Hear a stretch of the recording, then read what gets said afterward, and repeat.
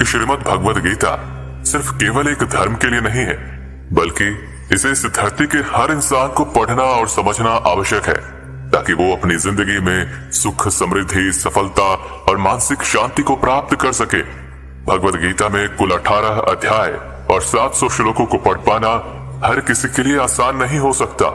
इसलिए हम भगवद गीता के 133 विचारों को लेकर आए हैं, जो 133वें से शुरू होकर पहले पे खत्म होगी, जिन्हें सुनकर, समझकर और फॉलो करके आप भी अपने जीवन में मानसिक शांति, सुख, समृद्धि और सफलता को प्राप्त कर सकते हैं। लेकिन इसके लिए इस वीडियो में अंत तक बने रहें और हर एक ज्ञान को ध्यान से रोज सुने और समझें। तो चलिए फिर जय श्री राधे कृष्ण का नाम लेकर के इस वीडियो को शुरू करते हैं। 133 श्री कृष्ण कहते हैं, हे अर्जुन, ये शरीर ना तो तुम्हारा है और ना ही तुम इस शरीर के मालिक हो। ये शरीर 5 तत्वों से मिलकर बना है, आग, जल, वायु, पृथ्वी और आकाश। और एक दिन तुम्हारा ये शरीर इन 5 तत्वों में ही विलीन हो जाएगा। तुम्हारा सिर्फ अपना कर्म है, इसलिए अच्छे कर्म करने पर ध्यान दिया जाना चाहिए। सही कर्म वो नहीं होते जिनका परिणाम हमेशा सही हो, बल्कि सही कर्म वे होते हैं जिनका उद्देश्य कभी गलत नहीं होता। 132 जिस व्यक्ति को आपकी कद्र नहीं, उसके साथ खड़े रहने से ज्यादा अच्छा होगा अकेले रहना। 131 जो रिश्ते केवल मतलब के लिए होते हैं, वे केवल मतलब तक ही साथ देते हैं, लेकिन जो रिश्ते दिल से जुड़े होते हैं, वे रिश्ते आखिरी सांस तक बने रहते हैं। 130 इंसान अगर अपनी गलतियों से कुछ सीखता है तो वही गलतियां उसके लिए सीढ़ियां बन जाती हैं, और अगर नहीं सीखता तो वही गलतियां उसके लिए सागर जितना विशाल हो जाती हैं। 129 कर्म आपके हाथ में है, परिणाम नहीं, इसलिए कर्म पर ध्यान लगाइए, यानी कि सिर्फ कर्म पर ध्यान लगाएं और मेहनत करें। 128 श्री कृष्ण छोटी सी उंगली से पूरा गोवर्धन पर्वत उठा लेते हैं और उन्हीं हाथों से बांसुरी को भी पकड़ते हैं। बस दोनों में इतना सा अंतर है, पराक्रम और प्रेम का। पराक्रम और प्रेम का जब आपसी संबंध हो तो पराक्रम नहीं, प्रेम दिखाना ज्यादा उचित होता है। 127 जिस प्रकार समुद्र को पार करने के लिए नाव ही एकमात्र साधन है, वैसे ही स्वर्ग में जाने के लिए सत्य ही एक सीढ़ी है।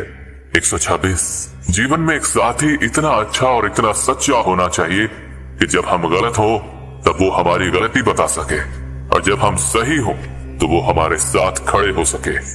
125 एक दिन एक साहूकार सुबह अपने घर से निकलता है। घर से निकलते ही बिल्ली ने उसका रास्ता काट दिया। वो साहूकार परेशान हो गया और घर चला गया और इंतजार करने लगा कि कोई दूसरा उस रास्ते से निकले। जब काफी समय बाद एक व्यक्ति वहां से गुजरा, उसके बाद ही वो पुनः उस रास्ते से चल करके राजा के पास उन्हें भेंट देने पहुंचा। इस तरह राजा तक पहुंचने के लिए उसे बहुत समय लग गया था, और जब वो राजा के पास पहुंचा तो राजा बहुत ज्यादा क्रोधित हो गए, क्योंकि वो उस वक्त नहीं पहुंच सका जो समय राजा ने उसके लिए निर्धारित कर रखा था।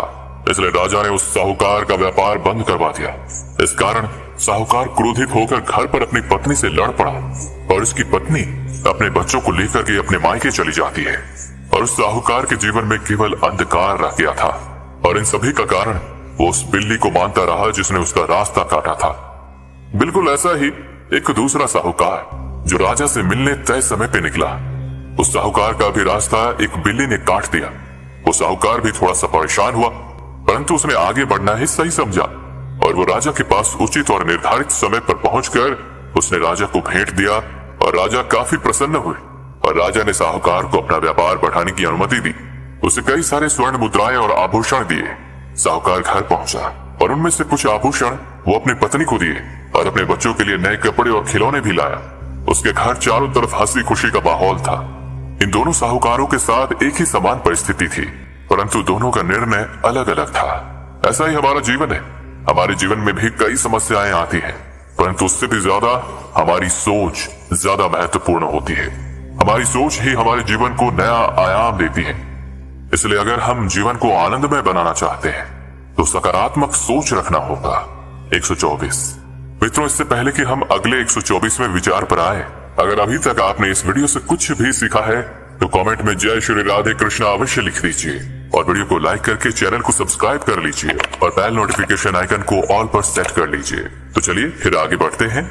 124 कोई भी मनुष्य जन्म से नहीं बल्कि अपने कर्मों से महान बन पाता है। 123 शक करने वाले इंसान के लिए खुशी ना तो इस दुनिया में है और ना ही कहीं और। 122 जिस तरह आग सोने को परखती है उसी तरह मुसीबत एक साहसी इंसान को। 121 ढूंढना है तो अपने परवाह करने वालों को ढूंढो, क्योंकि इस दुनिया में आपको इस्तेमाल करने वाले तो अपने आप ही ढूंढ लेते हैं। 120 जब कभी भी आप अकेले हो तो अपने विचारों को नियंत्रण में रखें, जब दोस्तों के साथ हो तो जीभ पर नियंत्रण रखें और जब गुस्से में हो तो स्वयं पर नियंत्रण रखें। 119 जो दान किसी जरूरतमंद को कर्तव्य समझकर बिना किसी संदेह के दिया जाता है वही दान सबसे उत्तम होता है। 118 ईश्वर कहते हैं तू करता वही है जो तू चाहता है, लेकिन होता वही है जो मैं चाहता हूँ, इसलिए तू कर वही जो मैं चाहता हूँ, फिर होगा वही जो तू चाहता है। और स्मरण रहे कि दूसरा दरवाजा खोलने से पहले पहला दरवाजा कभी बंद नहीं होता। 117 कर्म वो फसल है जिसे हर इंसान को हर हाल में काटना ही पड़ता है, इसलिए हमेशा अच्छे बीज बोएं ताकि अच्छे परिणाम रूपी फसल को काट सके। 116 जिन बातों को इंसान अपने लिए अच्छा नहीं समझता उन्हें दूसरों के लिए भी इस्तेमाल ना करें, और यही सच्चा धर्म होता है। 115 अच्छे कर्म करने के लिए सभी समय ही अच्छा होता है। कार्य को कल पर टालना या अच्छे समय का इंतजार करते रहना केवल एक धोखा है जो हम स्वयं को देते रहते हैं। ये कहानी है एक राजन की, एक आम आदमी जो अपने जीवन में कुछ बड़ा करने का सपना देखता रहता था। उसे एक चैलेंजिंग प्रोजेक्ट को पूरा करना था। वो हमेशा यही सोचता रहता था कि अच्छे कर्म करने के लिए समय की कमी है, मैं कल से शुरू करूंगा। वो कई बार अच्छे समय का इंतजार करता रहता था, लेकिन वो समय कभी नहीं आया। एक दिन उसके दोस्त ने, जो हर दिन भगवत गीता के विचारों को सुना करता था, उसने उसे समझाया कि समय कभी अच्छा नहीं होता और अच्छे काम करने के लिए हर वक्त अच्छा ही होता है। फिर राजन ने अपने प्रोजेक्ट के लिए कई रातों तक जगकर काम किया, संघर्ष किया और अच्छे नतीजे प्राप्त किए। उसने देखा कि जब वो अपने कर्मों में जब समर्पित होता है तो समय खुद ही अच्छा हो जाता है। राजन की मेहनत और संकल्प ने उसे उस बड़े प्रोजेक्ट में सफलता दिलाई और उसके जीवन में बड़ा बदलाव आया। इस कहानी से हम ये सीखते हैं कि अच्छे काम को करने के लिए हर समय ही अच्छा होता है। 114 ऊपर वाला आपसे अगर कुछ वापस लेता है तो ये मत सोचिए कि उसने आपको दंड दे दिया है। हो सकता है उसने आपका हाथ इसलिए खाली किया हो कि पहले से कुछ और ज्यादा बेहतर दे सके। 113 श्री कृष्ण कहते हैं, हे अर्जुन, तू कब सही था ये कोई याद नहीं रखता, लेकिन तुम कब गलत थे इसे सब लोग याद रखते हैं। 112 ये मेरा है, मेरा, तेरा, छोटा बड़ा, अपना पराया, सब मन से मिटा दो, फिर सब तुम्हारा है और तुम सबके हो जाते हो। 111 यदि कोई आपके बारे में बुरा सोचता है तो ये उसके कर्मों में लिखा जाएगा। तुम क्यों किसी के बारे में बुरा सोचकर अपने समय और अपने कर्मों को व्यर्थ ही खराब करते हो, क्योंकि जिस इंसान की सोच और नीयत अच्छी होती है ईश्वर उसकी मदद किसी न किसी रूप में अवश्य करते हैं।